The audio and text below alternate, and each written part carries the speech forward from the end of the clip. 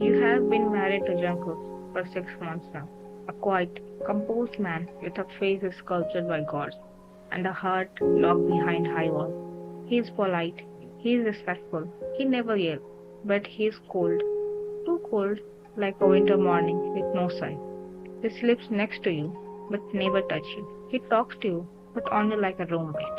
One day, you steps out of the shower drying your hair, realizing you forgot to bring your nightwear from the laundry. Casually, like any wife would do, you walked over to his wardrobe and grabbed the first thing you saw, an oversized white button-down shirt, soft, cotton, smells like him. You smiled, thinking he would not mind, but then he saw you. Don't wear that. You paused, confused. I'm only taking a shirt. I did not mean to ruin anything. I said, don't, please. His voice was low, calm, but serious. Not playful, not teasing, just cold. He walked over, took it from your hand, and stuffed it back in the closet like it was made of glass. At first, you told yourself, maybe he is weird about his clothes, maybe he is just particular about that one shirt, so you let it go.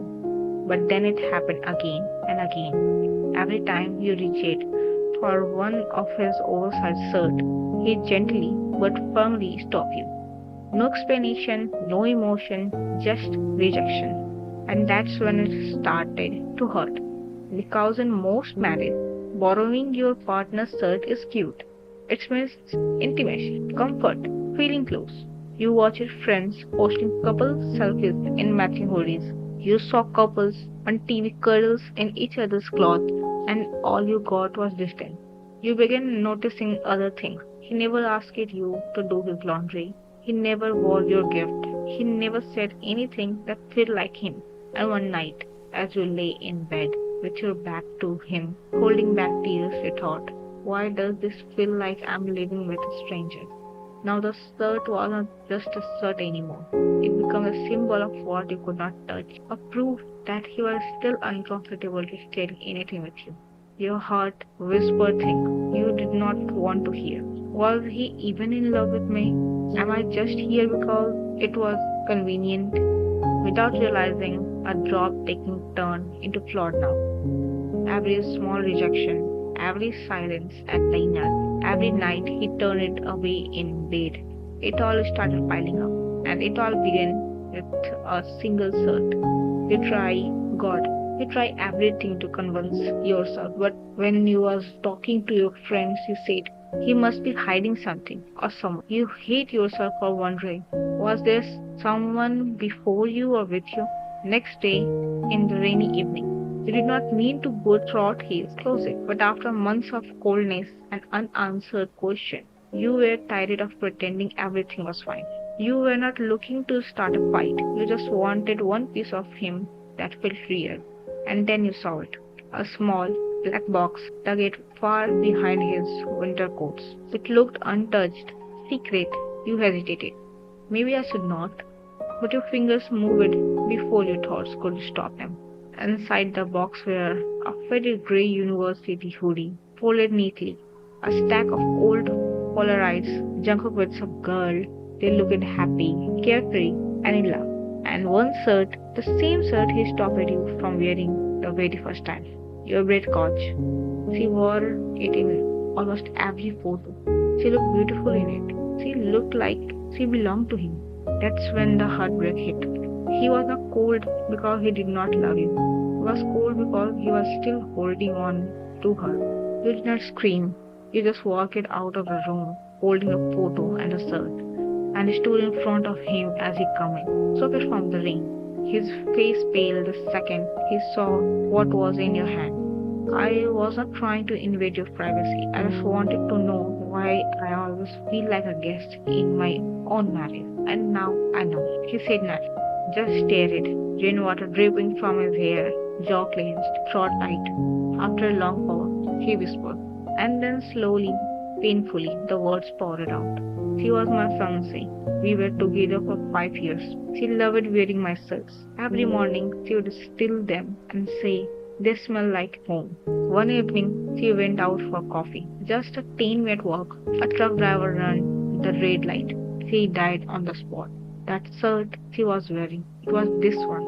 His voice cracked. I never got to say goodbye. I never even got to see her one last time. And every time someone tried to wear my shirt, it's like she is being erased from my life.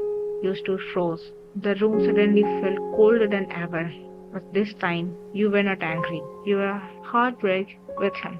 He sat down on the edge of the couch, finger running through his wet hairs. Then come our marriage. I don't even know why I said yes. Maybe I thought I was ready. But every time you smiled, I felt guilty. Every time you touched me, I froze. You reminded me of warmth.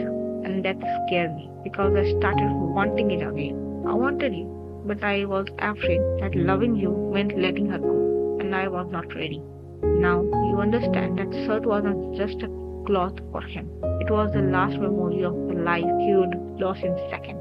It was tied to trauma, grief, and pain he had buried inside instead of healing.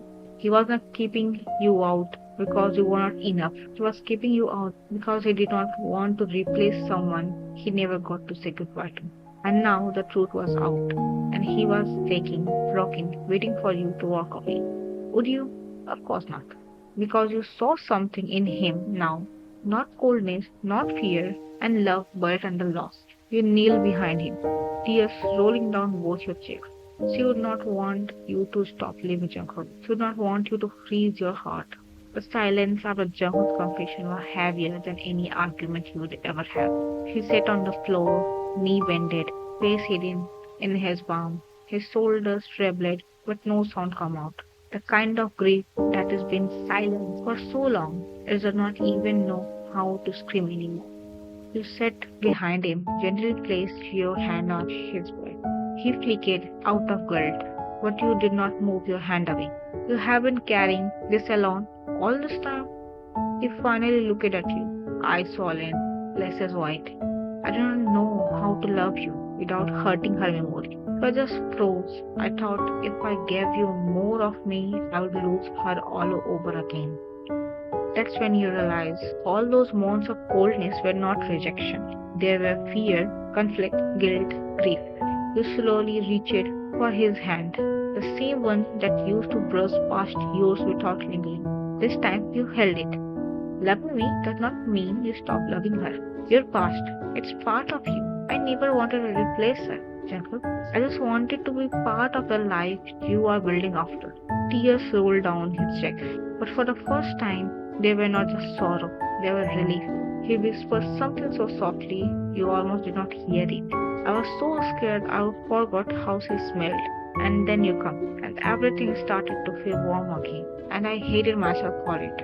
You both sat on the bed for hours. No phones, no distraction, just two people finally talking. He told you stories about her, not to hurt you, but to say the piece of him he would been hiding. You listened without jealousy, without fear, because you know now he chose you.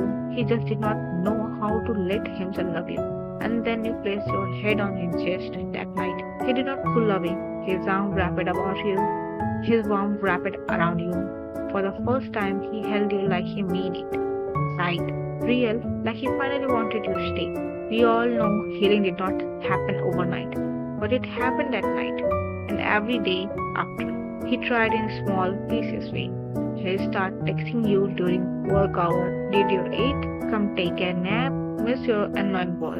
He would pull you close while watching movies, even if his hand trembled at first. You caught him smiling at your toothbrush next to him. And one morning you wake up to find a neatly folded white shirt on your side of the bed, with a note, wear this today. It looks better on you anyway.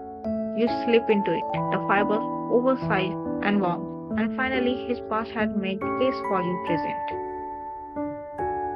There's something beautiful about falling in love after marriage, because it's not just about butterflies and sparks. It's about choosing someone even after seeing their mess. It's about staying even when the past threatened the future. Jungkook was broken, but he was not unlovable. He just needed some brave enough to understand silence and strong enough to be patient with pain. And that person was you.